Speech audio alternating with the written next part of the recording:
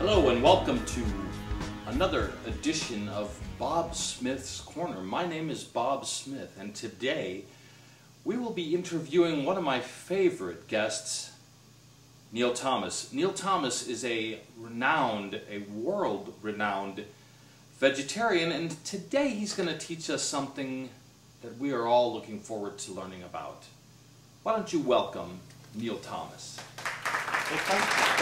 Neil, what will you be bringing to us today?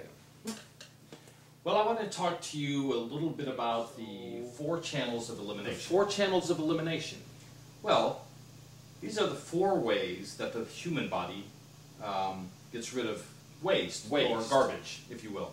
Garbage. Yes, waste products. Well, and Neil, where does this waste come from? 1 is exogenous, okay, and 2 is endogenous. Exo what? Well, just exogenous waste originates from an external source, something outside of the body.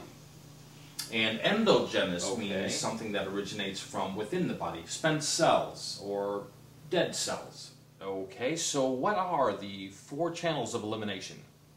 1 is bowel movements or defecation. You mean poop? If you want to, poop, yes, that's okay. Okay, so what's number 2? Okay, although I always thought urine poop was number 2. What is the second one? Urine, like pee. You mean piss?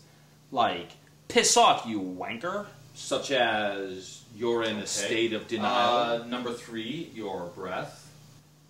And number 4? And the 4th one is your skin. Now, we filmed you earlier when you were here in studio. Take a look. Now, I just want to talk to you a little bit about the elimination processes.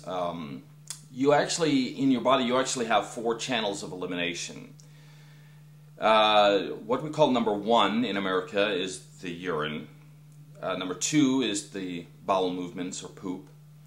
Number 3 is your breath. And number 4 is your skin. So you actually have 4 channels of eliminating waste. And there's 2 types of waste that are actually inside of the body. One comes from outside of the body and one comes from within the body.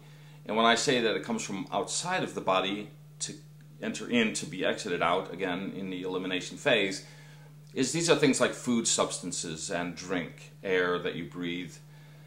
These are the toxins that come in that the body cannot have, cannot use, and it needs to get rid of them.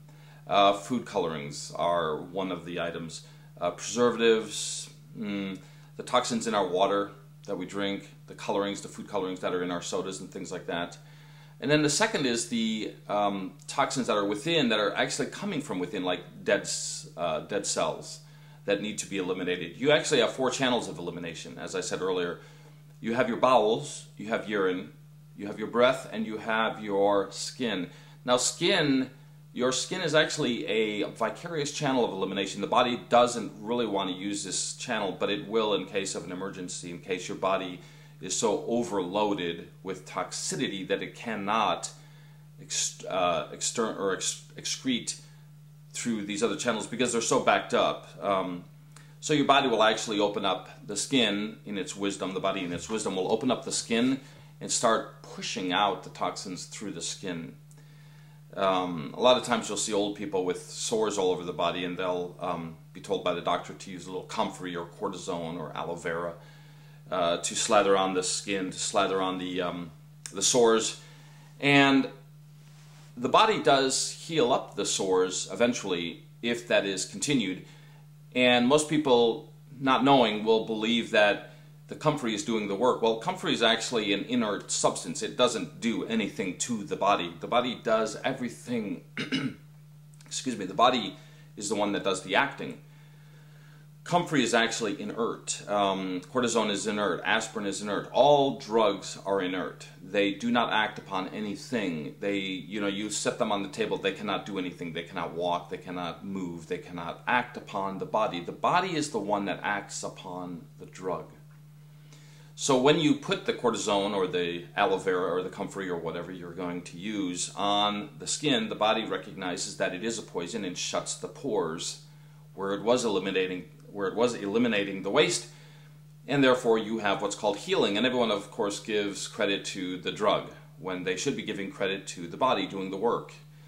The problem is you still have an overloaded toxic system. The body is still toxic, and elimination still has to take place. Otherwise, organs get damaged and the life of the human body is lessened.